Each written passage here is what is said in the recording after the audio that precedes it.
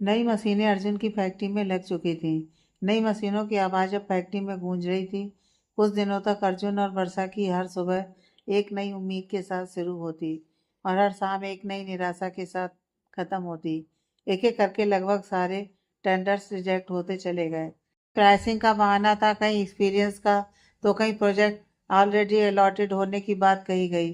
अर्जुन और वर्षा दोनों समझ रहे थे कि यह सिर्फ कोइंसिडेंस नहीं था, कहीं ना कहीं राजेश, रमन, राजवीर और आकृति का ही खेल था। उनके नाम का डर अब भी मार्केट में था। एक शाम फैक्ट्री के ऑफिस में बैठी वर्षा ने थकी हुई आवाज में कहा, अर्जुन, लगता है हम हार गए हैं। हर जगह से रास्ता बंद कर दिया गया है। अर्जुन ने उसकी तरफ देखा। उसकी आंखों में थकान थी, लेकिन हार नहीं। नहीं वर्षा, हम हारे नहीं हैं। अभी भी कुछ लोग हैं जो पैसे और धमकी से नहीं डरते। वर्षा ने हल्की मुस्कान के साथ सिर हिलाया। ऐसे लोग भी होते हैं क्या? मुझे तो अब भरोसा ही नहीं रहा। अर्जुन शांत लेकिन भरोसे से बोला, भरोसा ही हमारी सबसे बड़ी ताकत है। सब्र रखो और वेट करो। कुछ दिन और बीत गया। उसी दौरान एक कंस्ट्रक्शन कंपनी से कॉल आया। उन्होंने अर्जुन और वर्षा को बताया कि उनका टेंडर उन्हें इंटरेस्टिंग लगा है। पूरी तरह अप्रूव करने से पहले वे क्वालिटी चेक और प्रोडक्शन की कैपेसिटी देखना चाहते हैं। फोन रखते ही वर्षा की आंखें चमक उठी। अर्जुन, ये तो ये तो सच में प्रोजेक्ट मिलने वाला है। अर्जुन हल्के से मुस्कुराया। मैंने कहा था ना, अभी भी कुछ लोग हैं जो सही और गलत का फर्क समझते हैं। दोनों के अंदर एक नई ऊर्जा दौड़ गई। पहली बार उन्हें लगा कि अंधेरे के बाद कहीं ना कहीं रोशनी जरूर है। दूसरी तरफ रमन, राजेश, राजवीर और आकृति एक साथ बैठे हुए थे। हर जगह से खबर थी कि अर्जुन के टेंडर्स रिजेक्ट हो चुके हैं। वे संतुष्ट थे, लेकिन जब उन्हें यह पता चला कि एक कंपनी अब भी अर्जुन के साथ डील करने को तैयार है, तो चारों का गुस्सा फूट पड़ा। ये कौन है? रमन ने गुस्से में कहा। हमने तो हर रास्ता बंद कर दिया था। आकृति की आंखों में जलन साफ थी। कोई ना कोई है जो हमारे दबाव में नहीं आ रहा। कमरे में सन्नाटा छा गया। राजेश ने गहरी सांस लेते हुए कहा, यह महाजन कंपनी है। ये लोग ना पैसे में आते हैं, ना धमकी में। इनके पास इतना पैसा है कि फर्क ही नहीं पड़ता, और धमकी का तो इन पर 1% भी असर नहीं होता। राजवीर ने आगे बात संभाली। तुम जानते हो उनका सीईओ कौन है? आदित्य चौधरी। पहले खुद एक आईपीएस ऑफिसर था। महाजन परिवार की इकलौती बेटी से शादी की और फिर बिजनेस में आया।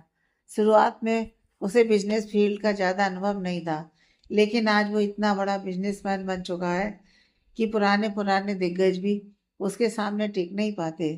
रमन ने सिर हिलाते हुए कहा, उसके पिता भी बहुत बड़े बिजनेसमैन हैं। उन पर हमारा कोई दबाव नहीं चलता, ना पैसा ना धमकी। कमरे में कुछ पल के लिए सन्नाटा छा गया। आकृति ने बेचैनी से कहा, तो इसका मतलब यह हुआ कि हम अब कुछ नहीं कर सकते? राजवीर के चेहरे पर एक चालाक मुस्कान दौड़ गई। नहीं, ऐसा नहीं है कि हम कुछ नहीं कर सकते। बस पैसा और धमकी काम नहीं करेगी। लेकिन मेरे पास एक और तरीका है। सबकी नजरें एक साथ राजवीर पर टिक गईं। वह धीरे धीरे बोला, जब वे लोग क्वालिटी चेक करने आएंगे ना, तब हम उनकी असली प्रोडक्ट को हटा देंगे और उसकी जगह डुप्लीकेट प्रोडक्ट रख देंगे। क्वालिटी चेक में जब खराब माल निकलेगा तो प्रोजेक्ट अपने आप कैंसिल हो जाएगा। यह सुनते ही कमरे में मौजूद सबके चेहरे पर एक टेढ़ी मुस्कान उभर आई। आकृति ने सवाल किया, लेकिन यह सब करेगा कौन? हमारी नकली प्रोडक्ट वहां रिप्लेस कौन करेगा? राजवीर ने ठंडे लहजे में कहा, कोई ना कोई मिल ही जाएगा जिसे पैसों की जरूरत होगी। और अगर पैसे से काम नहीं बना तो मजबूरी। उसने हल्का सा ठहाका लगाया। और मजबूरी ऐसी चीज है जो इंसान से कुछ भी करवा सकती है। तुम बस चिंता मत करो, सब कुछ अपने आप हो जाएगा। चारों के चेहरे पर अब एक अजीब सी संतुष्टि थी। उन्हें लग रहा था कि उन्होंने आखिरी चाल चल ली है। उधर अर्जुन और वर्षा को जरा भी अंदाजा नहीं था कि उनकी उम्मीद के ठीक सामने कोई बहुत बड़ा षड्यंत्र तैयार हो रहा है। और आने वाला क्वालिटी चेक सिर्फ एक जांच नहीं, बल्कि एक इम्तिहान बनने वाला है। शाम ढल चुकी थी। फैक्ट्री अब लगभग खाली थी। ज्यादातर वर्कर्स जा चुके थे। बस सिक्योरिटी की हल्की हल्की आवाजें और मशीन की ठंडी होती गूंज बची थी। इसी वक्त शहर के एक कोने में एक बंद कमरे के अंदर रमन, राजेश और राजवीर आमने सामने बैठे थे। कमरे में धुआं भरा था और माहौल भारी। रमन ने मोबाइल टेबल पर रखते हुए कहा, सब रेडी हैं? क्वालिटी चेक के लिए जो सैंपल जाना है वही की है। राजेश ने धीमी आवाज में पूछा। आदमी तैयार है? राजवीर ने सिर हिलाया। हाँ, मजबूरी में है। पैसों से नहीं माना, डर से मान गया। उसे बस इतना कहना है कि ओरिजिनल पीस हटाए और वही डुप्लीकेट पीस रख दे। कोई शक नहीं होगा। रमन के चेहरे पर वही पुरानी टेढ़ी मुस्कान लौट आई। और याद रखना, हमारा नाम कहीं नहीं आना चाहिए। फैक्ट्री के अंदर स्टोरेज सेक्शन में एक आदमी खड़ा था। साधारण कपड़े, सिर झुका हुआ, हाथ हल्के से कांप रहे थे। सामने रखी थी भाई इलेक्ट्रिकल कंपोनेंट जिसकी क्वालिटी चेक होनी थी। वह बार बार इधर उधर देख रहा था, जैसे किसी के आ जाने का डर हो। उसने जेब से मोबाइल निकाला। एक मैसेज चमका। अब उस आदमी ने गहरी सांस ली, धीरे से ओरिजिनल कंपोनेंट उठाया। उसके वजन, उसकी फिनिशिंग को एक पल देखा, फिर हाथ कांपते हुए उसने नीचे रख दिया। अगले पल बैग से कुछ वैसा ही दिखने वाला डुप्लीकेट पीस निकाला। दिखने में सब कुछ सेम था, लेकिन अंदर से खोखला। उसने चारों तरफ देखा। सन्नाटा, बस उसकी अपनी धड़कनों की आवाज। एक झटके में उसने ओरिजिनल पीस को बैग में डाला और उसकी जगह डुप्लीकेट पीस रख दिया। सेल्फ वैसी ही थी जैसी पहले थी। कोई फर्क नहीं, कम से कम ऊपर से तो नहीं। वह आदमी बिना पीछे देखे वहां से निकल गया। उसी समय दूर एक कार में बैठे रमन, राजेश और राजवीर के फोन पर एक छोटा सा मैसेज आया। काम हो गया। तीनों ने एक दूसरे को देखा। कोई जोर से हंसी नहीं, बस आंखों में चमक और चेहरे पर ठंडी संतुष्टि। राजवीर ने धीमे से कहा, अब देखते हैं क्वालिटी चेक में क्या निकलता है।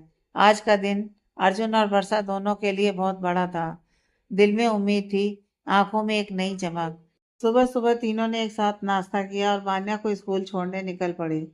बान्या अपने छोटे से बैग को कसकर पकड़े हुए थी। पापा, अर्जुन मुस्कुराकर उसकी तरफ देखता रहा। वर्षा के चेहरे पर सुकून था। स्कूल के गेट पर जैसे ही वे मुड़े, अचानक उनकी नजर आकृति पर पड़ी। वह वहीं खड़ी थी, पूरी तरह तैयार, चेहरे पर वही पुरानी कठोरता। वर्षा ने एक पल को रुककर हल्की मुस्कान के साथ कहा, हेलो आकृति। लेकिन आकृति ने उसकी तरफ देखा तक नहीं, सीधे आगे बढ़कर अर्जुन के सामने आकर खड़ी हुई। कैसे हो अर्जुन? उसकी आवाज में बनावटी नरमी थी। अर्जुन ने कोई जवाब नहीं दिया। आकृति हल्का सा हंसते हुए बोली, लगता है ठीक तो नहीं हो सकते। पहले क्या क्या था तुम्हारे पास? पैसा, पावर, पोजीशन, सब कुछ। और अब? उसने चारों तरफ देखते हुए तंज कसा। एक छोटी सी जिंदगी, छोटी सी फैक्ट्री और सीमित सपने। फिर उसने अर्जुन की ओर करीब आकर कहा, अब भी देर नहीं हुई है, मुझसे शादी कर लो। मुझे कोई दिक्कत नहीं कि मैं तुम्हारी दूसरी पत्नी बनूं। यह सुनते ही वर्षा चौंक गई। आकृति ने आगे कहा, और सच बताऊं, मुझे अच्छा नहीं लगता कि तुम ऐसे तड़पो। तुम्हें क्या जरूरत है इस छोटी सी जिंदगी में फंसने की? अब अर्जुन का सब्र टूट गया। उसने सख्त आवाज में कहा, आकृति, हद पार मत करो। मैंने तुमसे कितनी बार कहा है, मुझे तुम्हारे लिए कोई फीलिंग्स नहीं है। उसकी आवाज में साफ भरोसा था। और रही बात छोटी जिंदगी की, अर्जुन ने आगे कहा, तो इस जिंदगी की आदत मुझे पहले से है। शायद तुम उस अर्जुन को नहीं जानती जिसके पास कभी कुछ नहीं था। उसने वर्षा की तरफ देखा और कहा, तब भी मेरे साथ मेरी पत्नी वर्षा थी और आज भी वही मेरे साथ है। पैसा हो या ना हो, यह कभी नहीं बदलेगा। आकृति कुछ कहने ही वाली थी कि अर्जुन ने उसकी आंखों में देखकर कहा, याद रखना, जिंदगी हर वक्त एक जैसी नहीं रहती। आज मैं नीचे हूँ, लेकिन मुझे पता है मैं फिर ऊपर जाऊंगा। उसने पूरे विश्वास के साथ कहा, मुझ में इतनी ताकत है कि मैं अपनी जिंदगी को सुधार सकता हूँ। ये कहकर वह मुड़ने लगा। तभी आकृति ने व्यंग से कहा, तुम उस प्रोजेक्ट को लेकर बहुत खुश हो ना? तुम्हें लगता है वही सब बदल देगा? उसकी आवाज ठंडी और जहरीली थी। लेकिन ऐसा नहीं होगा।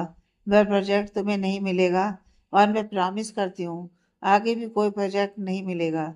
वर्षा ने घबराकर अर्जुन की तरफ देखा और उसकी आंखों में डर साफ था। धीरे से उसने पूछा, अर्जुन, क्या सच में वो प्रोजेक्ट भी हाथ से निकल जाएगा? अर्जुन ने वर्षा का हाथ थाम लिया। उसकी पकड़ मजबूत थी, जैसे अपने विश्वास को पकड़ रखा हो। शांत लेकिन दृढ़ आवाज में उसने कहा, नहीं वर्षा, जब तक सच हमारे साथ है, कोई हमें तोड़ नहीं सकता। लेकिन दूर खड़ी आकृति के चेहरे पर एक रहस्यमयी मुस्कान थी, जैसे वह पहले से जानती हो कि क्वालिटी चेक में क्या होने वाला है। और यहीं से दूसरी तरफ रमन, राजेश, राजवीर और आकृति एक बंद केबिन में बैठे थे। चारों के चेहरे पर अजीब सी बेचैनी और उत्सुकता थी। अब तो अर्जुन गया, राजेश ने हल्की हंसी के साथ कहा। हमने खुद अपनी आंखों से देखा था, डुप्लीकेट पीसीस रिप्लेस हो चुका है। आकृति ने आत्मविश्वास से कहा। क्वालिटी फेल होगी और प्रोजेक्ट कैंसिल। अर्जुन की आखिरी उम्मीद भी खत्म। लेकिन तभी एक फोन कॉल आया। फोन रखते ही रमन का चेहरा सफेद पड़ गया। उसकी आंखें फैल गईं। क्या हुआ? राजवीर ने झुंझलाकर पूछा। रमन हकलाते बोला, प्रोजेक्ट अप्रूव्ड हो गया है। एक पल के लिए कमरे में सन्नाटा छा गया। क्या? आकृति लगभग चिल्ला पड़ी। ये कैसे हो सकता है? हमने तो नकली पीस रखवाया था। राजेश गुस्से में बोला, इम्पॉसिबल, कोई गलती नहीं हो सकती। चारों के दिमाग में एक ही सवाल घूम रहा था, फिर क्वालिटी पास कैसे हो गई? फैक्ट्री क्वालिटी चेक के दौरान क्वालिटी चेक टीम हर सेक्शन को देख रही थी। अर्जुन बरसात ने बहुत सोचा और उन्हें लगा कि कुछ तो छेड़खानी हुआ है, तो वे लोग फिर से पीसीस को चेक करने लगे। तब पता चला कि ओरिजिनल की जगह डुप्लीकेट रखा गया है। फिर उन्होंने बिना वक्त गंवाए उसे बदल दिया। अब वही ओरिजिनल पीस था जिसे वह टीम चेक कर रही थी। सब कुछ तय होने के बाद फैक्ट्री के गेट पर एक ब्लैक एसयूवी आकर रुकी। दरवाजा खुला। आदित्य बाहर उतरा। उसकी चाल में कोई जल्दीबाजी नहीं थी, लेकिन उसकी मौजूदगी में एक अजीब सी गंभीरता थी, जैसे वो जगह नहीं, हालात को कंट्रोल कर रहा हो। अर्जुन उसकी तरफ बढ़ा। दोनों ने हाथ मिलाया। आदित्य ने एक नजर अर्जुन के चेहरे पर डाली। वो नजर काफी थी। आप परेशान लग रहे हैं मिस्टर अर्जुन, उसने शांत आवाज में कहा। इतनी टेंशन, वो भी तब जब प्रोजेक्ट आपके हाथ में है। अर्जुन ने हल्की मुस्कान लाने की कोशिश की, लेकिन वो छुप नहीं सकी। इतनी बड़ी कंपनी के साथ डील है, अर्जुन ने सच कहा। नर्वस होना लाजमी है। आदित्य हल्का सा हंसा। वो हंसी मजाक की नहीं थी, वो आत्मविश्वास की थी। मैं किसी को भी मौका देने से पहले सिर्फ प्रेजेंट नहीं, उसका पास्ट भी देखता हूँ। अर्जुन चौंका। आदित्य आगे बोला, मुझे पता है आप कुछ समय पहले खुद एक बड़ी कंपनी के सीईओ थे, इसलिए आपकी टेंशन समझ में आती है। लेकिन एक बात याद रखिए, मैं धमकियों से नहीं, पैसों के दबाव से नहीं चलता। वो थोड़ा रुका, सीधे अर्जुन की आंखों में देखा। यह डील आपकी काबिलियत की वजह से है और रहेगी। अर्जुन और वर्षा ने एक दूसरे की तरफ देखा। दोनों ने राहत की सांस ली। तभी आदित्य ने पीछे देखा। एक इशारा किया। उसके आदमी ने उसी कर्मचारी को आगे किया जिसने पीस बदला था। कर्मचारी कांप रहा था, आंखों में डर, आवाज में टूटन। सॉरी सर, प्लीज मुझे माफ कर दीजिए, वो गिड़गिड़ाया। मुझ पर दबाव था, मजबूरी थी। अर्जुन कुछ कहने ही वाला था कि आदित्य ने हाथ उठाकर उसे रोका। नहीं अर्जुन, उसकी आवाज अब सख्त थी। ये दया नहीं, कमजोरी होगी। वो कर्मचारी की तरफ मुड़ा। अगर आज इसे माफ किया गया तो कल हर कर्मचारी यही सोचेगा, गलती करेगा, माफी मिल जाएगी। एक पल की खामोशी। काम से जुड़ा धोखा कभी मजबूरी नहीं होता, आदित्य ने ठंडे लहजे में कहा। यह सोच समझ कर लिया गया फैसला होता है।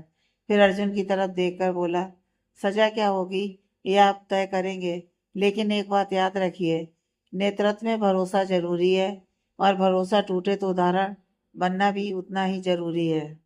इतना कहकर आदित्य मुड़ा। जाने से पहले उसने बस एक लाइन छोड़ी, जो लोग ईमानदारी से काम करते हैं उन्हें आगे बढ़ने से कोई नहीं रोक सकता, और जो धोखा देते हैं वो खुद अपना रास्ता बंद कर लेते हैं।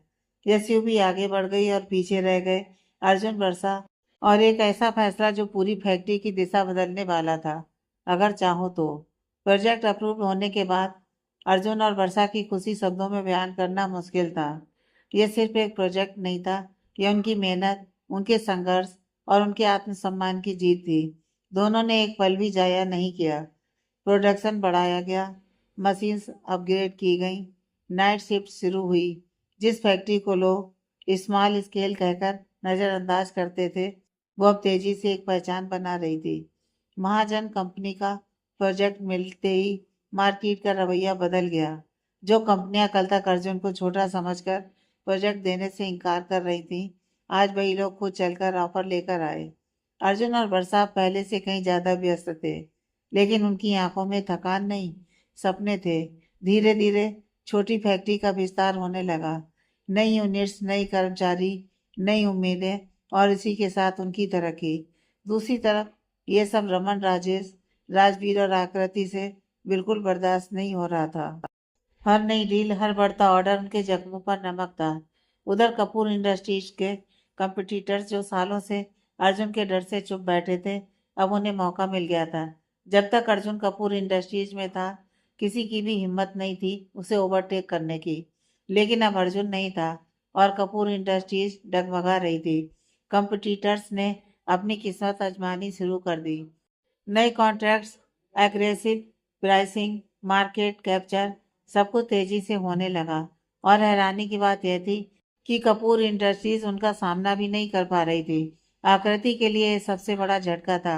मार्केट में एक ही बात फैल चुकी थी, कपूर इंडस्ट्रीज अर्जुन की वजह से टिकी थी और अर्जुन कपूर इंडस्ट्रीज से नहीं। संजय कपूर की बेटी अब कंपनी संभाल रही थी, लेकिन अनुभव की कमी हर फैसले में दिख रही थी। जिस कंपनी को अर्जुन ने सिर्फ 5 सालों में टॉप 10 कंपनियों में खड़ा कर दिया था, वही कंपनी सिर्फ 5 महीनों में खुद की बारिश के हाथों ढलान पर आ गई। यह सच्चाई आकृति को अंदर से जला रही थी, क्योंकि अब यह साफ हो चुका था, अर्जुन को हराने की कोशिश में उन्होंने खुद को ही कमजोर कर लिया था। केविन, कमरे का दरवाजा जोर से बंद हुआ। आकृति का चेहरा गुस्से से लाल था, आंखों में आग, आवाज में बेबसी और घबराहट। वह सामने बैठे रमन, राजेश और राजवीर पर लगातार चिल्ला रही थी। आप लोगों ने कहा था, आकृति की आवाज कांप रही थी, कि आप अर्जुन को बर्बाद करने में मेरी मदद करेंगे, उसे मजबूर करेंगे मेरे पास आने के लिए। वह मेज पर हाथ मारते हुए बोली, लेकिन यहाँ तो उल्टा हो रहा है। मुझे समझ में नहीं आ रहा कि वह बर्बाद हो रहा है या हर दिन और ऊपर जा रहा है। कमरे में कुछ सेकंड की चुप्पी छा गई। फिर राजेश ने बनावटी शांति से कहा, आकृति, हमने अपनी तरफ से पूरी कोशिश की है। अभी खेल खत्म नहीं हुआ है, सब्र रखो, सब हो जाएगा। और सब हो जाएगा। आकृति तिलमिला उठी। मेरी कंपनी की मार्केट वैल्यू गिर रही है, इन्वेस्टर्स पीछे हट रहे हैं और तुम लोग कह रहे हो कि सब हो जाएगा। रमन ने कुर्सी पर पीछे टिकते हुए कहा, बिजनेस में उतार चढ़ाव आते रहते हैं, थोड़ा समय दो। तभी राजवीर के होठों पर एक अजीब सी मुस्कान आ गई। वह आराम से बोला, वैसे हमने ये कहा था कि हम अर्जुन को बर्बाद करने में मदद करेंगे। आकृति ने राहत की सांस ली ही थी कि राजवीर ने आगे जोड़ा, लेकिन यह नहीं कहा था कि हम तुम्हारी कंपनी भी बचाएंगे। यह सुनते ही आकृति के चेहरे का रंग उड़ गया। क्या? उसकी आंखें फैल गईं। वह तीनों को घूर कर देखने लगी। अब उनके चेहरे पर कोई बनावटी सहानुभूति नहीं थी, उनका असली रूप धीरे धीरे सामने आ रहा था। आकृति हकलाते हुए बोली, आप ये क्या कह रहे हैं? आपने कहा था कि आप मेरा साथ देंगे। तभी रमन कुर्सी से उठकर आकृति के करीब आया। बहुत शांत लेकिन खतरनाक आवाज में बोला, वही तो कह रहे हैं आकृति, हम तुम्हारा साथ देंगे। आकृति की आंखों में उम्मीद की एक हल्की चमक आई, लेकिन रमन ने आगे कहा, तुम्हारी कंपनी ऊपर जाएगी, तुम्हारा नाम आगे आएगा, लेकिन इसमें हमारा फायदा क्या? आकृति अब पूरी तरह कंफ्यूज हो चुकी थी। आप कहना क्या चाहते हैं? उसकी आवाज धीमी पड़ गई। तभी राजेश ने बात संभालते हुए कहा, बी सिंपल है। उसने मेज पर झुकते हुए कहा, तुम अपनी कंपनी हमारे नाम कर दो। आकृति सन्न रह गई। राजेश आगे बोला, हम उसे संभाल लेंगे, तुम चाहो तो पार्टनर बनकर रह सकती हो। कमरे में सन्नाटा छा गया। आकृति की आंखों में अब सब साफ हो चुका था। उसे समझ आ गया था कि ये लोग उसकी मदद नहीं कर रहे थे। इन्हें अर्जुन से कोई लेना देना नहीं था। इन्हें चाहिए थी उसकी फैक्ट्री, उसकी कंपनी, उसकी मेहनत। आकृति का गुस्सा फूट पड़ा। बस, वह जोर से चिल्लाई, अब बहुत हो गया। वह तीनों पर उंगली उठाकर बोली, तुम लोग मुझे इस्तेमाल कर रहे थे, मेरी नफरत का फायदा उठा रहे थे। राजवीर ठंडे स्वर में बोला, बिजनेस में फीलिंग्स नहीं चलती आकृति, तुमने अर्जुन को हराने की चाह में खुद को कमजोर कर लिया। रमन ने जोड़ा। आकृति की आंखों में आंसू और गुस्सा दोनों थे।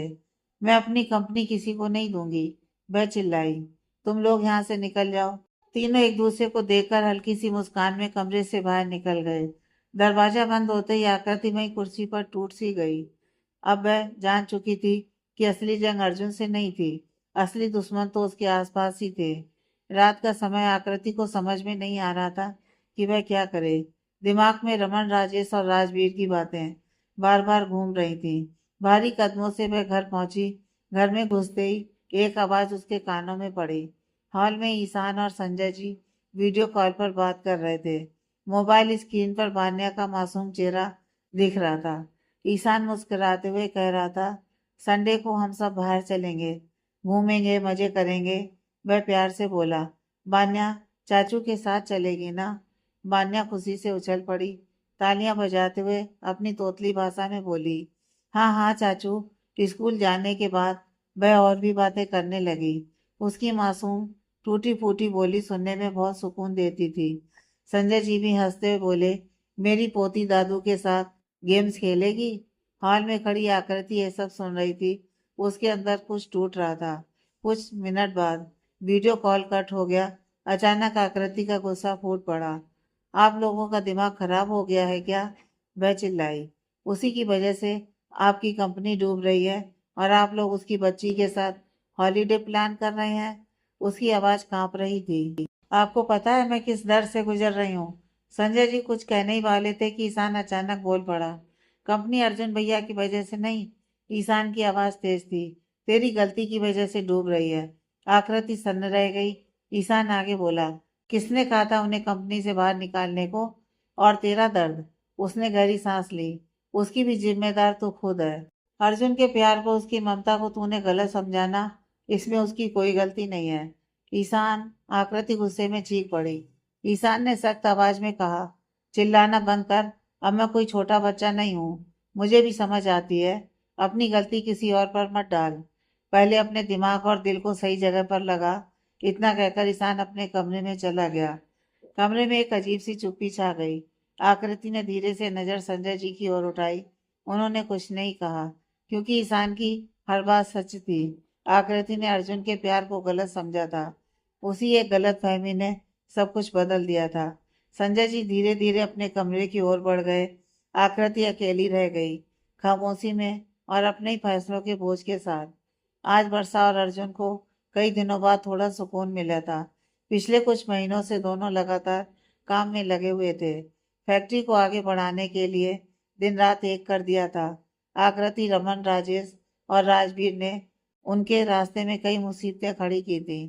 कभी टेंडर्स रुकवाए, कभी सप्लायर्स को डराया, तो कभी फेक कंप्लेंट्स तक करवाई। लेकिन अर्जुन और वर्षा ने हर परेशानी का डटकर सामना किया और आज लगभग सारा काम सेट हो चुका था। आज संडे था, एक रेयर छुट्टी। घर में आज बिजनेस की बातें नहीं थी, मशीन्स का शोर नहीं था, सिर्फ हंसी थी। और बान्या, आज अर्जुन पूरा वक्त बान्या के साथ खेल रहा था। कभी उसके साथ फ्लोर पर बैठ जाता, कभी उसके खिलौनों से घर घर खेलता। ईशान और संजय जी भी आज सीरियस नहीं थे। तीनों बान्या से खेलते हुए खुद बच्चे बन गए थे। हंसी, शोर और मासूम शरारतें पूरा घर भर रही थी। किचन में वर्षा कुकिंग कर रही थी। अब वह अच्छे से खाना बनाना सीख गई थी। कभी कभी किचन से बाहर झांक कर हंसते हुए सबको देखती और फिर काम में लग जाती। तभी बान्या ने अचानक घोषणा की, सब बैठो, आज मैं टीचर हूँ। उसने सबको लाइन पे बैठा दिया। संजय जी, ईशान और अर्जुन तीनों ओबीडेंट स्टूडेंट की तरह जमीन पर बैठ गए। बान्या ने अपनी छोटी सी किताब खोली और उसी अंदाज में स्टोरी सुनाने लगी जैसे उसकी स्कूल टीचर सुनाती हैं। उसकी तोतली भाषा, उसका कॉन्फिडेंस और उसके हाव भाव सब कुछ इतना प्यारा था कि कोई भी उसे नजर हटाकर देख नहीं पा रहा था। संजय जी पूरा ध्यान लगाकर सुन रहे थे। ईशान बीच बीच में सिर हिलाकर हाँ मैम बोल रहा था। और अर्जुन, अर्जुन तो बस उसे देखे जा रहा था। आंखों में गर्व भी था और नमी भी। वर्षा दरवाजे के पास खड़ी ये सब देख रही थी। वह और अर्जुन एक दूसरे को देखे बिना भी एक ही बात सोच रहे थे, उनकी बेटी कितनी खूबसूरती से बोल रही है, इतनी समझदार, इतनी कॉन्फिडेंट। सारी परेशानियों के बीच ये पल उनके लिए एक ब्लेसिंग था। कुछ पल के लिए दुनिया की सारी लड़ाइयाँ रुक गई थी। बस एक परिवार था, एक घर था और एक छोटी सी लड़की जो सबको अपनी मासूम कहानी में बांधे हुए थी। सब खुश थे कि उसी वक्त फ्लैट की बेल बजी। वर्षा किचन से निकलकर दरवाजे की तरफ गई और जैसे ही उसने दरवाजा खोला वह वहीं ठिठक गई। उसके चेहरे का रंग उड़ गया। दरवाजे पर विशाल जी और रेशमा जी खड़े थे, उसके माँ, उसके पापा। कुछ पल के लिए वर्षा को समझ में नहीं आया कि वह क्या कहे। तभी बान्या दौड़ती हुई आई। मम्मा। वर्षा झुककर बान्या को गोद में उठा लेती है। लेकिन उसकी नज़र बार बार विशाल जी और रेशमा जी पर जा रही थी। उसकी आंखों में आंसू भर आए थे। सालों से वह एक सच अपने अंदर दबाए बैठी थी कि उसकी एक बच्ची है। घर के अंदर सबकी नज़र दरवाजे की तरफ चली गई। संजय जी और ईशान नहीं जानते थे कि बाहर कौन है, लेकिन अर्जुन, वह उन्हें पहचानता था। वह धीरे से आगे आया और शांत आवाज में बोला, अंकल आंटी, अंदर आइए। फिर उसने संजय जी की तरफ देखकर कहा, ये वर्षा के माँ पापा हैं। संजय जी ने बिना कोई सवाल किए मुस्कुराकर विशाल जी से हाथ मिलाया। नमस्ते, आइए। लेकिन विशाल जी और रेशमा जी पूरी तरह कंफ्यूज्ड थे। जब से वर्षा और अर्जुन इस फ्लैट में रहने आए थे, तब से पड़ोसियों ने उन्हें देखा था।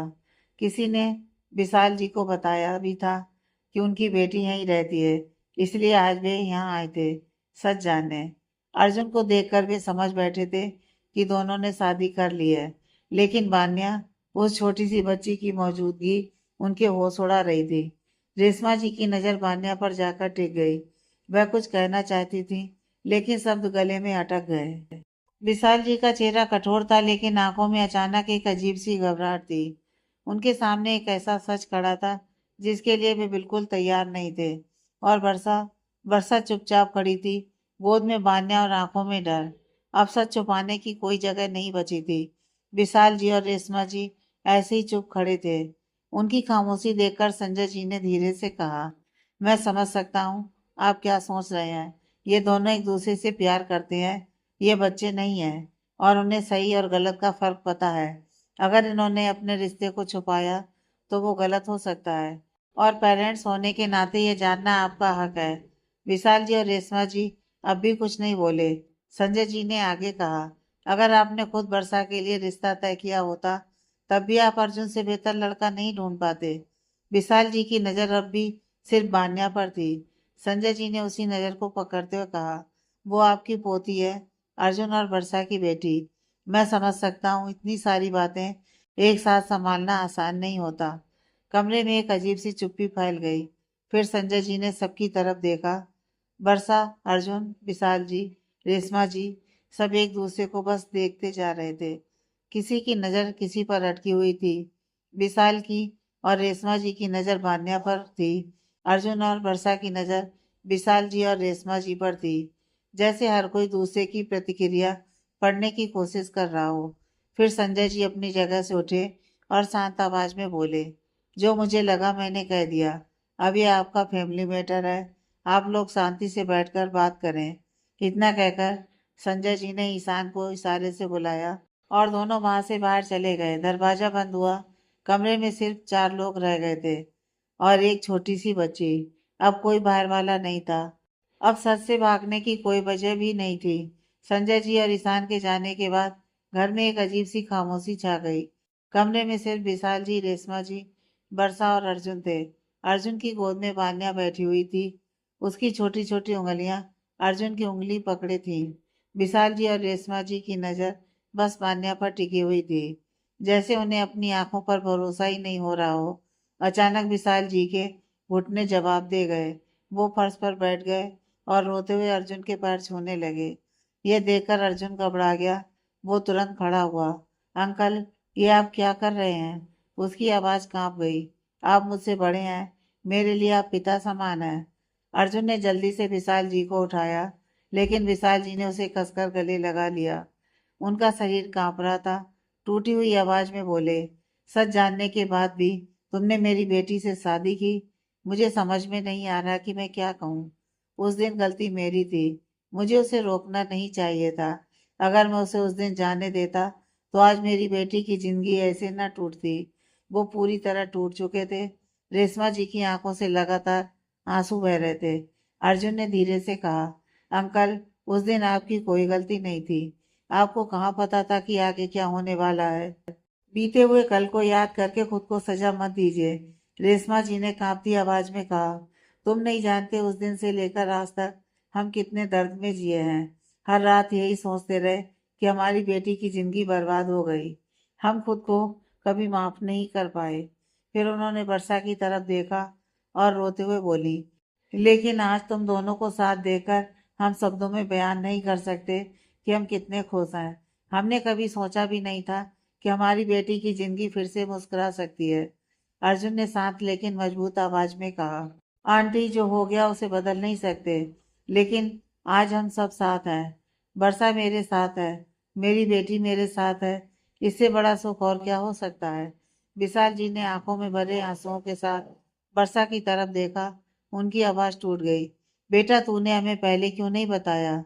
वर्षा अब तक खुद को संभाले हुए थी, लेकिन अब उसका बांध टूट गया।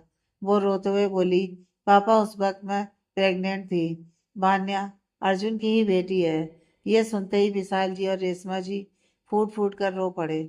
विशाल जी ने बान्या को अर्जुन की गोद से लिया और अपने सीने से लगा लिया, बहुत कसकर, जैसे डर हो कि कहीं ये खुशी फिर से उनसे छिन ना जाए। रेशमा जी ने वर्षा को अपने गले लगा लिया। माफ कर देना बेटा। उनकी सिसकियों के बीच आवाज आई, हम तुम्हारा दर्द समझ नहीं पाए। कमरे में रोने की आवाजें थीं, लेकिन ये आंसू दर्द के नहीं थे। ये आंसू थे बरसों के बोझ के हल्के होने के। ये आंसू थे एक टूटी हुई फैमिली के फिर से जुड़ने के। उसी वक्त बान्या की आंखें भारी होने लगी थीं। अचानक वो रोने लगी। नींद आ रही थी उसे। रोते रोते वो सीधा वर्षा के पास चली गई। मम्मा, वर्षा ने बिना कुछ कहे उसे गोद में उठा लिया, उसके माथे पर हाथ फेरा। सो जाओ बेटा।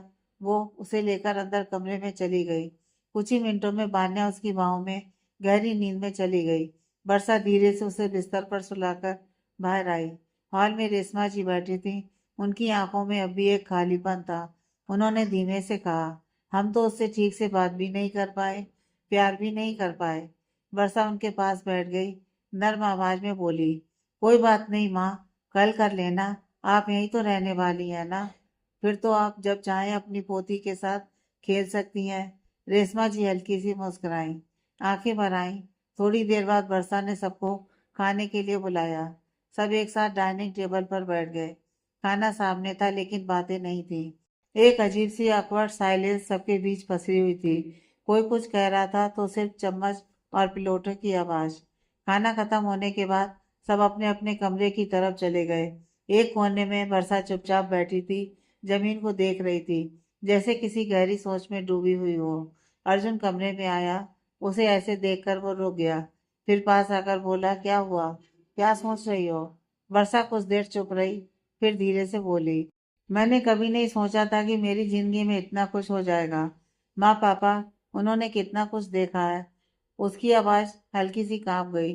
अर्जुन तुरंत उसके पास आया, उसके कंधों पर हाथ रखा, शांत लेकिन मजबूत आवाज में बोला, जैसा तुमने खुद कहा था ना, कोई नहीं जानता कि आगे क्या होगा। अगर सब पहले से पता होता तो शायद हम बदलने की कोशिश करते, लेकिन जो होता है ऊपर वाले की मर्जी से होता है, और वो हमेशा अच्छा ही हो जरूरी नहीं। कभी कभी बुरा भी होता है, लेकिन उस बुरे से लड़ने की ताकत भी हमें वहीं से मिलती है। उसने आगे कहा, आज देखा तुमने, अंकल आंटी का दिल कितना हल्का हो गया था, यह देखकर कि हम दोनों एक साथ हैं। वर्षा ने नजर उठाकर अर्जुन की तरफ देखा। अर्जुन उसे ही देख रहा था। उसकी आंखों में सच था, साथ था। अर्जुन ने धीरे से हाथ बढ़ाया और वर्षा के गाल को छुआ। वो धीरे धीरे उसके पास झुका, मानो उसे चूमना चाहता हो, लेकिन वर्षा अचानक खड़ी हो गई। वो खुश थी अर्जुन के साथ, वो उसका पति था, लेकिन फिर भी उसकी आंखें अब भी पूरा सच नहीं पढ़ पा रही थीं। वो अब भी उस दर्द से पूरी तरह बाहर नहीं आई थी, उस दर्द से जो उन तीनों ने उनकी जिंदगी में छोड़ दिया था। वो पीछे हट गई। अर्जुन समझ गया।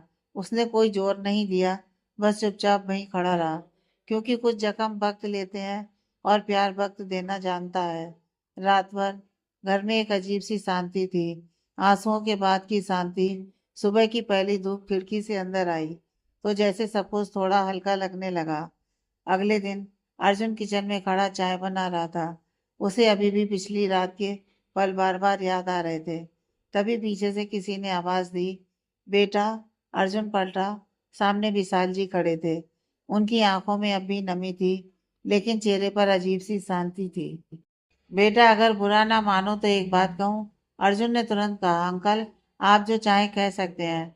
विशाल जी एक पल चुप रहे, फिर बोले, कल रात हम बहुत कुछ सोचते रहे। हमारी बेटी ने जितना सहा उतना कोई भी पिता सहन नहीं कर सकता, लेकिन तुमने उनकी आवाज भर्रा गई। तुमने उसकी जिंदगी को फिर से जिया है। तुमने उसके अतीत को उसकी कमजोरी नहीं बनने दिया। उन्होंने धीरे से अर्जुन के सिर पर हाथ रखा। आज से तुम सिर्फ हमारी बेटी के पति नहीं हो, आज से तुम हमारे बेटे हो। अर्जुन एक पल के लिए कुछ बोल नहीं पाया। उसकी आंखें नम हो गईं। वो बस इतना ही कह सका, पापा। यह शब्द अपने आप उसके मुंह से निकल गया। विशाल जी की आंखों से आंसू बह निकले। उन्होंने अर्जुन को सीने से लगा लिया। उसी वक्त रेशमा जी भी किचन के दरवाजे पर खड़ी थी। उन्होंने मुस्कुराते हुए कहा, अब आगे से अंकल मत बुलाना, अब से तुम हमारे बेटे हो। तभी छोटे छोटे कदमों की आवाज आई। बान्या नींद से उठकर हॉल में आ गई थी। वो आंखें मसलते हुए सीधे अर्जुन के पास आई। पापा। फिर उसकी नजर विशाल जी की ओर और रेशमा जी पर पड़ी। वो थोड़ी देर उन्हें देखती रही, फिर अपने तोतले अंदाज में बोली, पापा ये कौन है? अर्जुन और वर्षा एक दूसरे को देखकर मुस्कुरा दिए। वर्षा नीचे झुकी और बान्या को अपने पास लिया। बहुत प्यार से बोली, बेटा ये तुम्हारे नाना है। और फिर रेशमा जी की तरफ इशारा किया, और ये तुम्हारी नानी। बान्या की आंखें और बड़ी हो गईं। वो धीरे धीरे बोली, नाना, नाना। फिर रेशमा जी की तरफ देखकर बोली, नानी। रेशमा जी खुद को रोक नहीं पाई। वो आगे बढ़ी और बान्या को गोद में उठा लिया। हाँ बेटा, नाना जी, नानी जी। बान्या ने उनका चेहरा छोटे से हाथों से छुआ, फिर मुस्कुराकर बोली, नानी, खुशी। बस इतना सुनना था कि रेशमा जी फूट फूट कर रो पड़ी। इसने ना मुझे नानी कहा। विशाल जी खड़े खड़े सब देख रहे थे। उनकी आंखों में गर्व था, सुकून था, और कई सालों बाद दिल का बोझ हल्का हो चुका था। अर्जुन और वर्षा चुपचाप ये सब देख रहे थे। उनके लिए सिर्फ एक सुबह नहीं थी, एक नए रिश्ते की शुरुआत थी। कपूर इंडस्ट्रीज का हाल दिन पर दिन बदतर होता जा रहा था। शेयर गिर रहे थे। बोर्ड मीटिंग्स में निवेशक सवालों की बौछार कर रहे थे। बैंक की तरफ से नोटिस पर नोटिस आ रहे थे। आकृति के हाथ कांप जाते थे हर फाइल खोलते हुए। कभी स्क्रीन पर गिरता ग्राफ देखती तो कभी अपने पिता की तस्वीर। मैंने पापा की जिंदगी भर की मेहनत सब कुछ तबाह कर दिया। उसके कानों में यही आवाज गूंजती रहती थी। और इसी बीच राजेश, रमन और राजवीर कपूर इंडस्ट्रीज की इस गिरावट को दूर से नहीं, अंदर से चला रहे थे। आज आकृति सीधे उनके फार्म हाउस पहुंच गई। दरवाजा खुला था। तेज म्यूजिक, शराब की बोतलें, हंसी मजाक। तीनों पूल के पास बैठे थे जैसे दुनिया में कोई परेशानी ही ना हो। आकृति का गुस्सा अब और नहीं रुका। वो तेज कदमों से उनके सामने पहुंची। ये तुम लोगों ने मेरे साथ क्या किया है? तीनों ने पलट कर देखा, फिर एक दूसरे की तरफ देखा और जोर जोर से हंस पड़े। आकृति की आंखों में आंसू थे और आवाज में आग। तुमने वादा किया था, तुमने कहा था कि अर्जुन को मेरे पास वापस लाओगे, लेकिन तुमने तो मुझे कहीं का नहीं छोड़ा। उसकी आवाज कांपने लगी। मेरी कंपनी बर्बाद हो रही है, मेरे शेयर गिर रहे हैं, मार्केट में मेरी कोई इज्जत नहीं बची। मैं पापा के सामने क्या कहूँ कि मैंने उनकी बनाई हुई कंपनी अपने हाथों से डुबो दी? उसकी आंखों से आंसू बहने लगे। अगर यही चलता रहा तो कुछ ही दिनों में हम सड़क पर होंगे। इस पर तीनों फिर हंस पड़े। राजेश लड़खड़ाते हुए उठा। वो पूरी तरह नशे में था। वो आकृति के पास आया और उसका हाथ पकड़ लिया। इतना क्यों चिल्ला रही हो डार्लिंग? अभी भी वक्त है। ये तो बस शुरुआत है, पूरी तरह बर्बादी थोड़ी हुई है। आकृति ने झटके से हाथ पीछे खींचा। और कितना गिरना बाकी है? 2 हफ्तों में मेरी कंपनी डूब जाएगी। राजेश ने फिर उसका हाथ पकड़ लिया, इस बार ज्यादा कसकर। उसकी आंखों में झांकते हुए बोला, इसलिए तो कह रहा हूँ, हम तुम्हारी मदद करेंगे। बस कुछ कागजों पर साइन कर दो, पूरी कंपनी हमारे नाम कर दो। आकृति का चेहरा सफेद पड़ गया। ये कभी नहीं होगा। वो मेरे पापा की कंपनी है। उन्होंने खून पसीना बहाकर उसे खड़ा किया है। तभी रमन उठा, धीरे धीरे आकृति के पास आया। राजेश को देखते हुए बोला, क्यों डरा रहे हो इसे? शांति से बात करो। फिर उसने आकृति के गाल को हल्के से छुआ। ठीक है, साइन मत करो, कोई जबरदस्ती नहीं। आकृति ने राहत की सांस ली, लेकिन अगले ही पल रमन मुस्कुराया, तो फिर मुझसे शादी कर लो। आकृति के पैरों तले जमीन खिसक गई। क्या? तुम पागल हो गए हो? मैं तुमसे शादी क्यों करूं? रमन ने ठंडे स्वर में कहा, क्योंकि अगर तुम मेरी पत्नी बनोगी तो कंपनी अपने आप मेरी हो जाएगी। तुम्हें साइन करने की जरूरत भी नहीं पड़ेगी।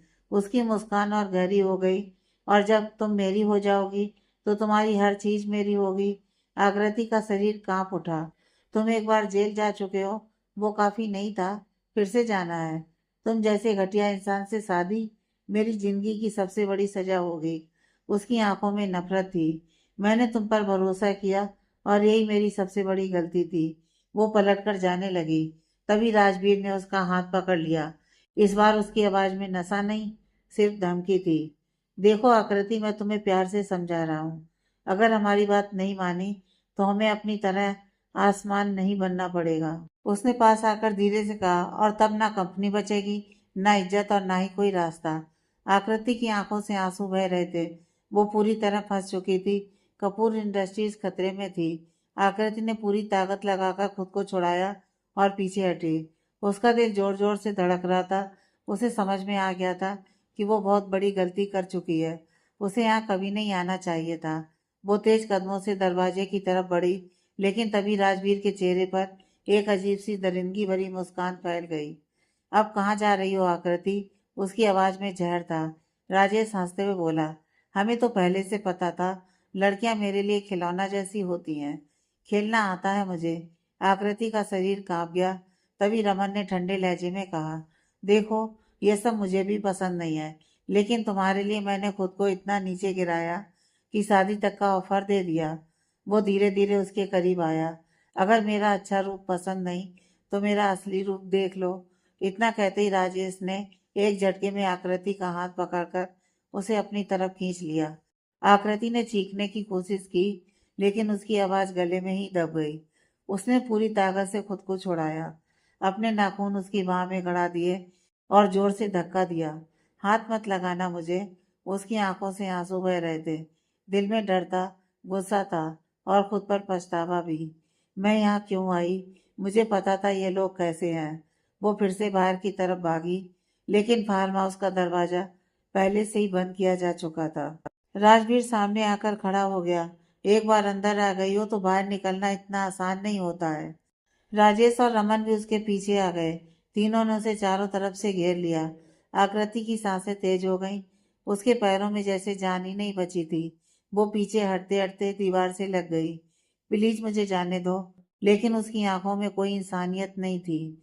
उसी पल आकृति के दिमाग में एक ही बात गूंज रही थी, काश, काश कोई आ जाए। तभी बाहर से किसी गाड़ी के ब्रेक की आवाज आई। तीनों चौंक गए। राजवीर ने गुस्से में कहा, कौन है अब? आकृति की आंखों में डर के बीच एक हल्की सी उम्मीद चमकी। क्या कोई सच में आ रहा है, या ये बस उसका वहम था?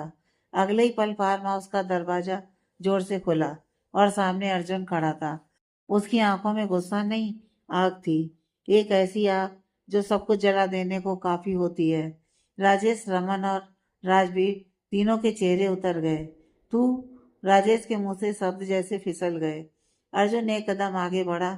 उसकी आवाज बेहद शांत थी, लेकिन उसी शांति में सबसे ज्यादा खौफ था।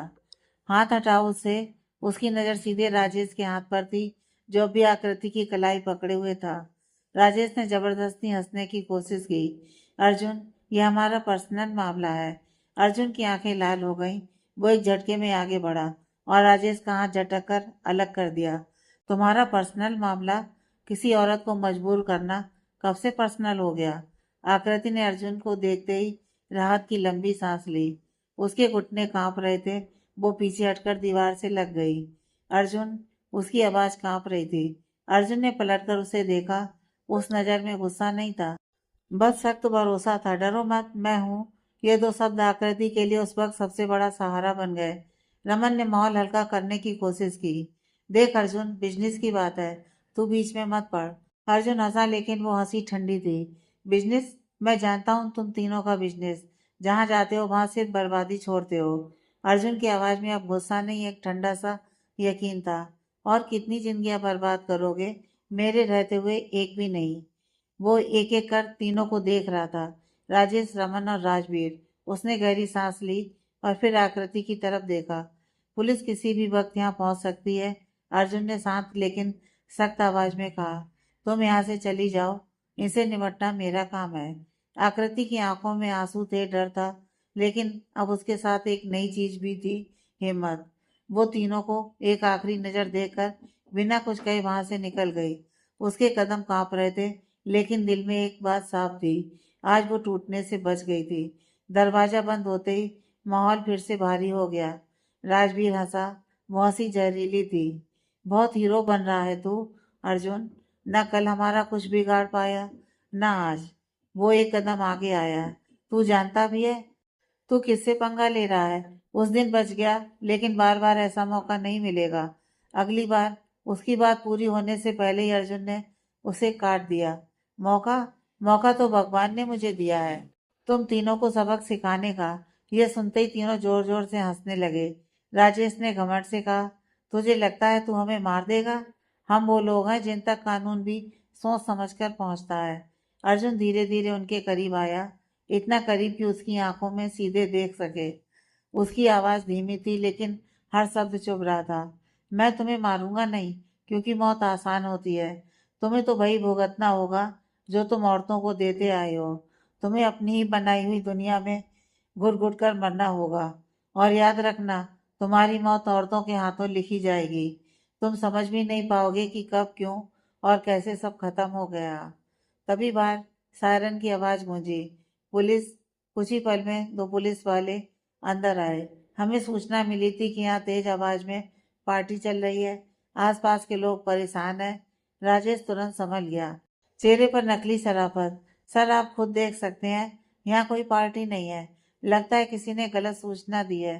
पुलिस ने चारों तरफ नजर दौड़ाई। कोई ठोस सबूत नहीं था। ठीक है, एक अफसर ने कहा, लेकिन अगर दोबारा शिकायत आई तो कार्रवाई होगी। पुलिस चली गई। फिर से राजेश की हंसी गूंज उठी। देखा, हमने कहा था ना, तू हमारा कुछ नहीं बिगाड़ सकता। हम भगवान जैसे हैं अर्जुन। हम चाहें तो किसी को उठा लें, तोड़ दें या मिटा दें। हमारी पहुंच एफआईआर से भी ऊपर है। हमारी बर्बादी लिखी ही नहीं गई। अर्जुन कुछ नहीं बोला, क्योंकि वह नहीं चाहता था कि वह तीनों अंदर जाएं। वह बस सबको घूरता रहा। उसकी आंखों में अब चेतावनी थी, खामोश लेकिन खतरनाक। वो मुड़ा और बिना पीछे देखे फार्म हाउस से निकल गया। लेकिन जाते जाते उसकी आखिरी नजर ने साफ कह दिया, वेट एंड वॉच। क्योंकि खेल अभी शुरू हुआ था। फार्म हाउस से निकलने के बाद आकृति लगभग भागती हुई अपने घर पहुंची। दरवाजा बंद करते ही उसके हाथ कांपने लगे। कमरा शांत था, लेकिन उसके अंदर तूफान मचा हुआ था। वो दीवार से टिककर धीरे धीरे जमीन पर बैठ गई, और तभी सब कुछ फिर से उसकी आंखों के सामने घूमने लगा। राजेश का हाथ, वो जबरदस्ती, वो हंसी, वो घुटन। उसकी सांसें तेज हो गईं। अगर अगर अर्जुन नहीं आता तो? उसने आंखें बंद कर ली। दिल जोर जोर से धड़कने लगा। नहीं, उसके मुंह से फुसफुसाहट निकली। उसे सोचकर ही रूह कांप उठी थी कि आज उसकी जिंदगी किस हद तक टूट सकती थी। उसकी उंगलियां खुद ब खुद सिमट गईं। मैं वहां क्यों गई? मुझे नहीं जाना चाहिए था। आंसू बिना इजाजत उसकी आंखों से बहने लगे। उसने खुद को कसकर पकड़ लिया, जैसे खुद को टूटने से रोक रही हो। और फिर अर्जुन का चेहरा उसकी आंखों के सामने आया। वो आग भरी आंखें, वो दो शब्द, डरो मत, मैं हूं। उसका दिल और भी जोर से भर आया। मुझे उसके साथ ऐसा नहीं करना चाहिए था। मैंने उसे गलत समझा। आज अगर वो जिंदा है, अगर उसकी इज्जत बची है, तो सिर्फ अर्जुन की वजह से।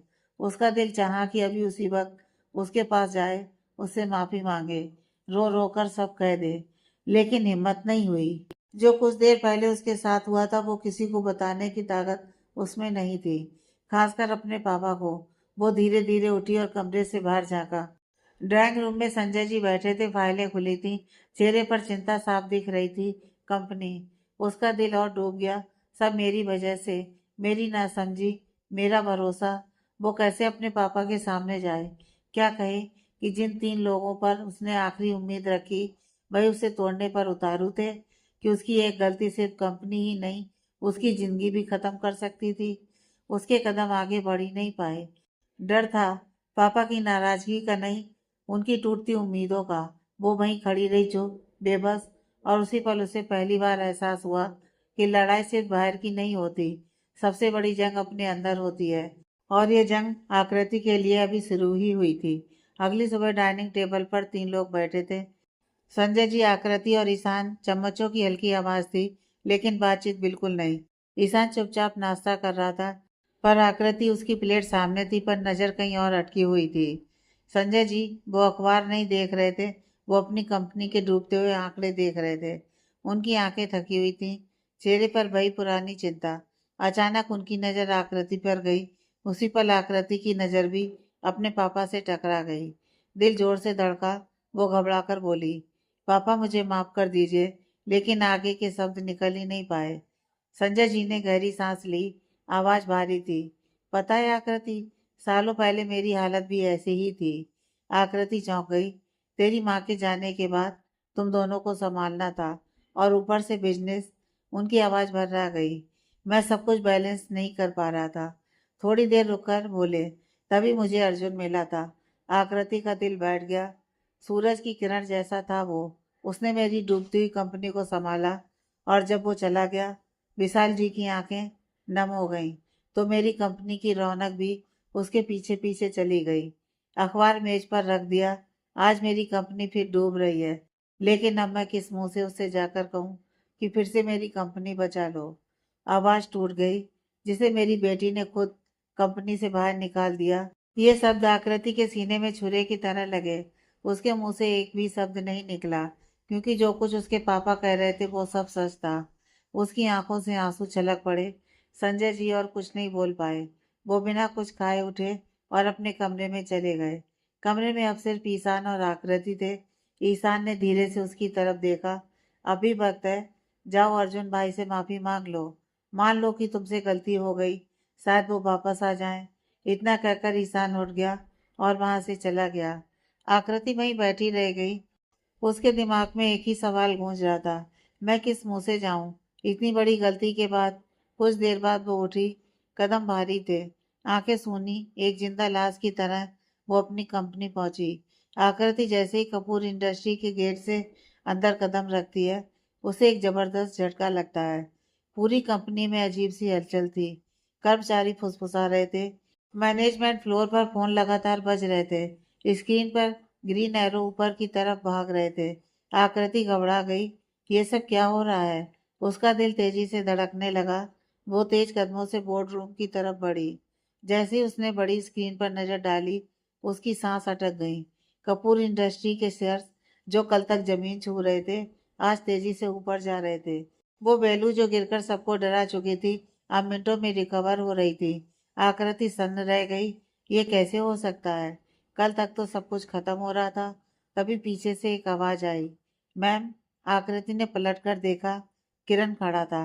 वही किरण जो कभी अर्जुन का राइट हैंड हुआ करता था। आकृति की आंखें भर आईं। किरण, ये सब कैसे?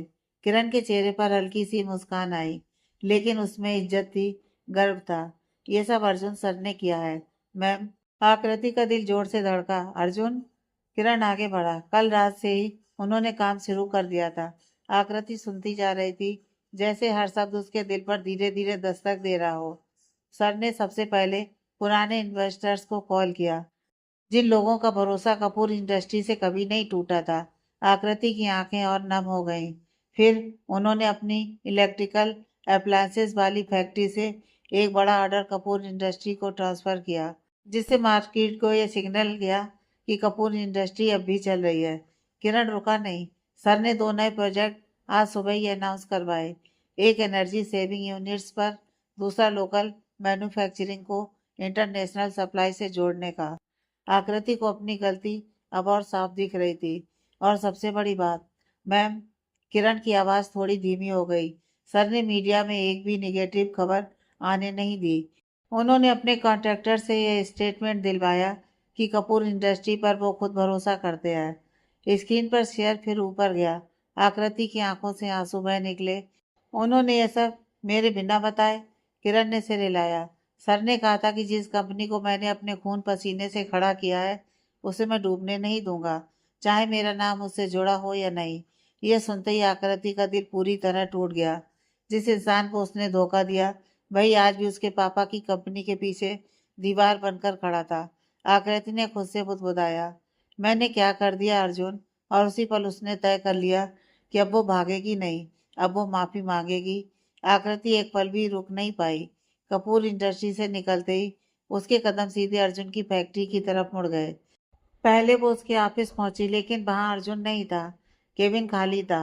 टेबल सलीके से सजी हुई थी, जैसे कोई आया हो और जरूरी काम निपटा कर चला गया हो। आकृति का दिल और भारी हो गया। शायद घर पर हो। वो बिना देर किए उसके फ्लैट की तरफ निकल पड़ी। अर्जुन के फ्लैट के सामने आकर आकृति रुक गई। दरवाजे तक पहुंचकर उसका हाथ डोरबेल पर जाकर ठहर गया। उंगलियां कांप रही थीं। दिल कह रहा था कि अंदर जाओ, लेकिन डर पैर पकड़कर खींच रहा था। अगर उसने मुंह फेर लिया तो, अगर उसने मिलने से मना कर दिया तो। तभी अंदर से हंसी ठिठोली की आवाज आई, एक बच्चे की खिलखिलाहट। आकृति चौंक गई। वो आवाजें जितनी जिंदा थीं कि उसके दिल में अचानक एक चुभन सी हुई। उसने गहरी सांस ली और हिम्मत करके डोरबेल बजा दी। दरवाजा खुला। सामने वर्षा खड़ी थी, चेहरे पर वही सादा सी मुस्कान। आकृति को देखते ही वर्षा के चेहरे पर खुशी फैल गई। अरे आकृति, तुम आओ ना अंदर। आकृति कुछ बोल ही नहीं पाई, बस सिर हिलाकर अंदर चली आई। और तभी उसकी नजर अर्जुन पर पड़ी। अर्जुन अपनी बेटी बान्या को पीठ पर बिठाए कमरे में घूम रहा था। हाथी आया, हाथी आया। बान्या खिलखिलाकर हंस रही थी और अर्जुन पूरी ईमानदारी से हाथी बना हुआ था। आकृति उस दृश्य में ठिठक गई। यह वही अर्जुन था, सख्त, शांत, मजबूत, और आज एक पिता। अर्जुन की नजर अचानक आकृति पर पड़ी। वो रुक गया। उसने बान्या को धीरे से नीचे उतारा। बेटा अंदर जाओ। बान्या ने मासूमियत से दोनों को देखा और उछलती हुई अंदर चली गई। कमरे में एक अजीब सी खामोशी फैल गई। अर्जुन उठकर आकृति के पास आया। आकृति के हाथ अपने आप जुड़ गए। उसकी आवाज कांप रही थी। सॉरी अर्जुन, मुझे माफ कर दो।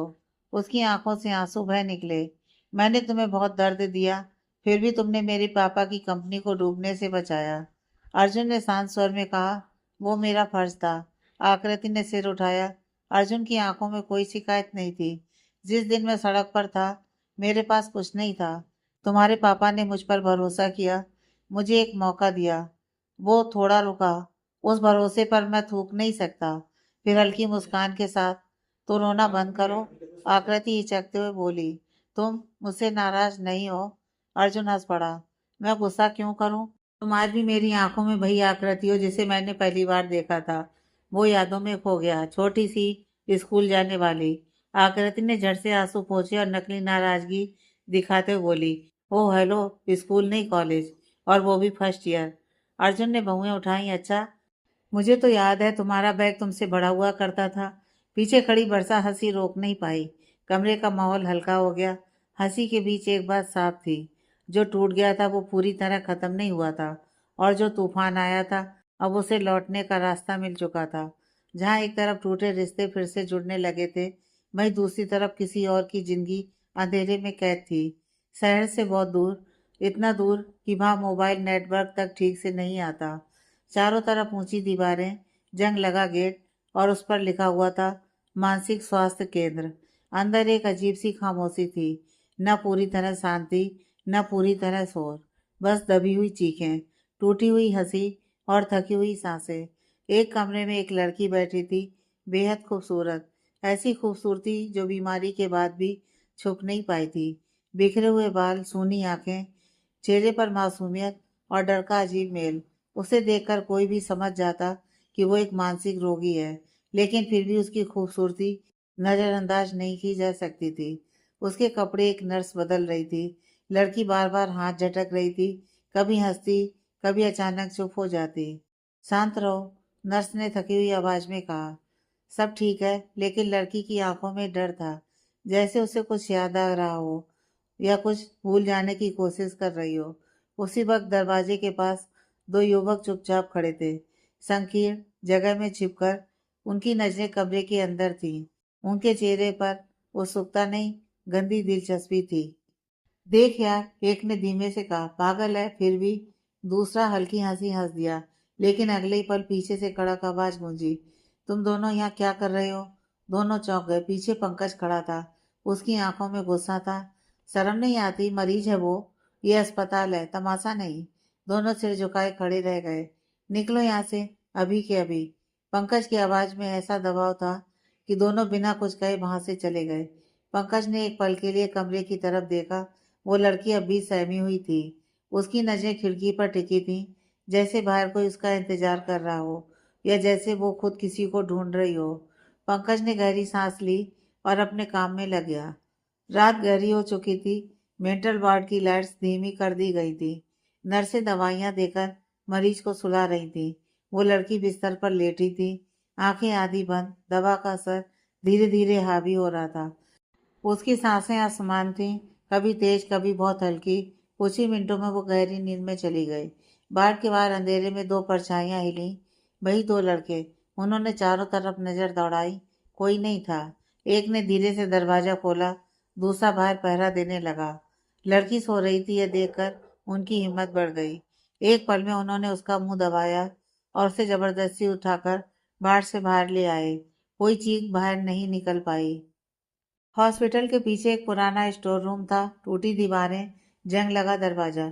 रात में कोई उधर नहीं आता था। वहीं उसे ले जाया गया। लड़की की आंखें अचानक खुल गईं। डर घबराहट, वो छटपटाने लगी, हाथ पैर मारने लगी। उसकी आवाज टूटी हुई थी, अधूरी। वो खुद भी नहीं समझ पा रही थी कि उसके साथ क्या हो रहा है। उसी वक्त कॉरिडोर में तेज कदमों की आवाज आई। पंकज, उसे कुछ गड़बड़ पहले से महसूस हो रही थी। जब उसने स्टोर रूम की तरफ हलचल देखी तो उसका खून खौल उठा। वो दौड़ता हुआ पहुंचा और अगले ही पल दरवाजा जोर से खुला। रुको! उसकी आवाज पूरे अंधेरे में गूंज उठी। दोनों लड़के घबरा गए। एक ने भागने की कोशिश की, दूसरा पीछे हटा। पंकज ने बिना सोचे उन्हें धक्का दिया। हिम्मत कैसे हुई? उसने लड़की को अपने पीछे कर लिया। लड़की कांप रही थी, उसकी हालत पूरी तरह बिगड़ चुकी थी। पंकज ने उसे बचा तो लिया, लेकिन अब वो पूरी तरह अस्थिर हो चुकी थी। वो पंकज को धक्का देने लगी, मारने लगी, कभी रोती कभी जोर जोर से हंसती। मत आओ, सब झूठ है, उसकी आवाज गूंज रही थी। पंकज ने उसके हाथ पकड़ लिए, जोर से नहीं, बस इतना कि वो खुद को नुकसान ना पहुंचा सके। शांत हो जाओ, कोई तुम्हें नुकसान नहीं पहुंचाएगा। वो बार बार यही दोहराता रहा। धीरे धीरे लड़की की ताकत खत्म होने लगी, उसका शरीर ढीला पड़ गया। पंकज ने उसे फिर से बाढ़ में पहुंचाया, नर्सों को बुलाया, दवा दी गई। कुछ देर बाद वो फिर से नींद में चली गई, लेकिन इस बार उसकी नींद और भी भारी थी। पंकज कुछ देर वहीं खड़ा रहा। उसके चेहरे पर गुस्सा था, अफसोस था। उसने धीरे से उसके बिस्तर की तरफ देखा। अंधेरे में भी उस लड़की का चेहरा अजीब तरह से जाना पहचाना लग रहा था, जैसे कहीं दूर किसी कहानी से जुड़ा हो। और ये कहानी अभी खत्म नहीं हुई थी। सुबह का वक्त था। मेंटल वार्ड में अचानक अफरा तफरी मच गई। वो लड़की पूरी तरह आउट ऑफ कंट्रोल हो चुकी थी। कोई उसके पास जाने की कोशिश करता तो वो जोर से चीखती, हाथ झटकती, पीछे हट जाती। मत छुओ, दूर रहो। उसकी आवाज में डर था, घबराहट थी और एक अजीब सी हिंसा। जो भी चीज उसके हाथ में आती, तकिया, कुर्सी, ट्रे, वो सब कुछ इधर उधर फेंक रही थी। नर्सें उसे शांत करने की कोशिश कर रही थी, लेकिन जैसे ही कोई उसके पास बढ़ता वो और ज्यादा भड़क जाती। किसी को समझ में नहीं आ रहा था कि आज उसकी हालत इतनी खराब क्यों हो गई है। तभी बाड़ के बाहर कदमों की आवाज आई। पंकज! उसने दूर से ही हालात भांप लिए। जैसे इस लड़की की नजर पंकज पर पड़ी, वो एक पल के लिए ठिठक गई। बस एक पल। उसकी आंखें उसे पहचानने की कोशिश कर रही थी। फिर अचानक वो फिर से सब कुछ फेंकने लगी, जैसे खुद को कमजोर पड़ने से बचा रही हो। पंकज ने नर्सों को हाथ से इशारा किया, रुको, मैं कोशिश करता हूँ। वो धीरे धीरे उसके पास बढ़ा। तेज आवाज नहीं, जल्दी नहीं, बस शांत कदम। ठीक है, कोई तुम्हें नुकसान नहीं पहुंचाएगा। उसकी आवाज बहुत धीमी थी, लगभग फुसफुसाहट जैसी। लड़की अब भी कांप रही थी, लेकिन उसकी हरकतों में थोड़ी कमी आने लगी। पंकज उसके बिल्कुल पास पहुंचा। उसने हल्के से उसकी नमज पकड़ी। लड़की झटके से पीछे हटी, लेकिन अब पहले जैसी ताकत नहीं थी। पंकज ने नर्स की तरफ देखा। नर्स ने तुरंत इंजेक्शन तैयार किया। बस, सब ठीक हो जाएगा। पंकज की आवाज अब भी शांत आ रही थी। कुछ ही सेकंड में इंजेक्शन दिया गया। लड़की की सांसें धीरे धीरे सामान्य होने लगी। उसके हाथ ढीले पड़ गए, आंखें भारी होने लगी। कुछ ही मिनटों में वो फिर से नींद में चली गई। इस बार बिना चीखे, बिना डरे। पंकज वहीं खड़ा रहा। उसने उसके चेहरे की तरफ देखा। नींद में भी उसके चेहरे पर एक डर की परछाई थी, जैसे अंदर कहीं कोई बुरा सपना अभी जिंदा हो। शहर के एक पॉश इलाके में राजवीर अपने केबिन में बैठा था। टेबल पर कई फाइलें खुली थीं। नजर कभी कागजों पर जाती तो कभी खिड़की के बाहर। चेहरे पर वही पुराना ठंडापन, जैसे किसी भी खबर से उस पर कोई असर ही ना पड़ता हो। तभी उसके मोबाइल की स्क्रीन चमकी। एक कॉल। राजवीर ने बिना नाम देखे कॉल उठा लिया। हाँ, दूसरी तरफ से जो कुछ कहा गया वो सुनते ही उसका चेहरा सख्त हो गया। उंगलियां कुर्सी की बाहों को जकड़ गईं। उसने एक शब्द भी जवाब नहीं दिया। बस कॉल कट किए अगले ही पल वो अपनी कुर्सी से उठ खड़ा हुआ। टेबल पर रखी फाइलें वैसी ही खुली रह गईं। न किसी को बताया, न किसी से कुछ कहा, सीधे केबिन के बाहर निकला। कुछ ही घंटों बाद एक गाड़ी तेजी से एक पुरानी इमारत के सामने आकर रुकी। Mental hospital. बाहर लगा बोर्ड पुराना था, दीवारों पर समय की दरारें साफ दिख रही थी। राजवीर गाड़ी से उतरा, कुछ पर बस सामने देखता रहा। उसकी आंखों में घबराहट नहीं थी, लेकिन कुछ तो था जो उसे यहाँ खींच लाया था। उसने हॉस्पिटल की तरफ एक कदम बढ़ाया। मेंटल हॉस्पिटल का वो काला कोना, अस्पताल की सफेद दीवारें और फिनाइल की गंध उस लड़की के डर को कम नहीं कर पा रही थी। वार्ड के सुदूर कोने में सिमटी हुई वो लड़की, उसके बाल बिखरे थे, कपड़े अस्त व्यस्त थे और उसकी आंखें किसी गहरी खाई की तरह सोने में ताक रही थीं। नर्स ने जैसे ही उसके कंधे पर हाथ रखा, लारा बिजली की गति से पीछे हटी। नहीं, मुझे मत छुओ, दूर रहो। उसकी चीखें बाढ़ के सन्नाटे को चीर रही थीं। उसका पूरा शरीर थर-थर कांप रहा था, जैसे उसके भीतर कोई बर्फीला डर बैठ गया हो। तभी कॉरिडोर में जूतों की भारी और तेज आवाज गूंजी। कड़कड़ाहट के साथ दरवाजा खुला और राजवीर अंदर दाखिल हुआ। उसकी आंखों में एक अजीब सी बेचैनी थी, जो लारा को देखते ही एक गहरे दर्द में बदल गई। लारा, राजवीर का गला रुंध गया। लारा ने सिर उठाया। अपने भाई को देखते ही वह और जोर से सुबकने लगी। राजवीर जैसे ही करीब आया, वह पागलों की तरह हाथ पैर मारने लगी। चले जाओ यहाँ से, कोई मुझे नहीं बचाएगा, सब वही करेंगे, प्लीज। राजवीर की आंखों से आंसू की एक बूंद टपकी। शायद सालों बाद उसने अपने हाथ पीछे खींच लिए और एक बहुत ही कोमल स्वर में बोला, लारा देख, मैं हूँ तेरा भाई राजवीर। अब कोई साया भी तुझे छू नहीं पाएगा। मैं आ गया हूं ना। लारा की उंगलियों ने अचानक राजवीर की कॉलर को इतनी जोर से जकड़ा कि उसके नाखून राजवीर की खाल में चुभने लगे। मुझे यहाँ से ले चलो भाई, मुझे डर लग रहा है। वो फिर आएंगे, मुझे मार डालेंगे। डॉक्टर ने पीछे से इशारा किया। मिस्टर राजवीर, इसे शांत करना होगा। इंजेक्शन देना ही आखिरी रास्ता है। यह गहरे सदमे में है। जब सुई लारा के बदन में चुभी तो उसकी अंतिम सिसकी राजवीर के सीने को छलनी कर गई। कुछ ही पलों में वह निढाल होकर राजवीर की बाहों में सो गई। राजवीर ने उसे रुई के फाहे की तरह बिस्तर पर लिटाया और कंबल उड़ा दिया। जब राजवीर बाहर से बाहर निकला तो उसकी आंखों का पानी सूख चुका था। अब वहां सिर्फ अंगारे थे। उसने डॉक्टर की गर्दन पकड़ी और दीवार से सटा दिया। कौन थे वो, नाम बताओ। हॉस्पिटल का शॉक ट्रीटमेंट रूम। सन्नाटा इतना गहरा था कि घड़ी की टिक टिक भी हथौड़े जैसी लग रही थी। दो लड़के कुर्सी से जकड़े हुए थे। उनके चेहरे पर पसीना और आंखों में मौत का खौफ था। राजवीर उनके सामने आकर खड़ा हो गया। उसके चेहरे पर ना गुस्सा था, ना शोर, बस एक भयानक खामोशी। तुमने मेरी बहन की रूह को छुआ है, राजवीर ने धीमी आवाज में कहा। अब मैं तुम्हारे शरीर के एक एक हिस्से को यह एहसास दिलाऊंगा कि मरना क्या होता है। साहब, मुझे माफ कर दो, गलती हो गई, वो गिड़गिड़ाए। राजवीर ने एक ठंडा इशारा किया। बिजली की मशीन गूंज उठी। जब करंट उनके शरीर से गुजरा तो उनकी चीखें दीवारों से टकराकर दम तोड़ने लगीं। राजवीर पलक झपकाए बिना उन्हें तड़पते देखता रहा। उसके कानों में लारा की वो चीख गूंज रही थी। यह तो बस शुरुआत है, उसने बुदबुदाया और बाहर निकल गया। वहीं थोड़ी दूरी पर खड़ा पंकज ये सब देख रहा था। उसने राजवीर का वो रूप देखा जिसे दुनिया हैवानियत कहती है। पंकज की नजरें राजवीर की हर हरकत का पीछा कर रही थी, जैसे वह किसी बड़े खेल की बिसात बिछा रहा हो। रात का तीसरा पहर था। अर्जुन के कमरे की हल्की पीली रोशनी जल रही थी। बिस्तर पर बान्या और वर्षा सो रही थी। बान्या का छोटा सा सिर अर्जुन के सीने पर था। अर्जुन ने बहुत सावधानी से उसे हटाया ताकि उसकी नींद न टूटे और फोन वाइब्रेट होते ही बालकनी में आ गया। हाँ पंकज, क्या खबर है? मिल गई? अर्जुन, दूसरी तरफ से पंकज की आवाज आई।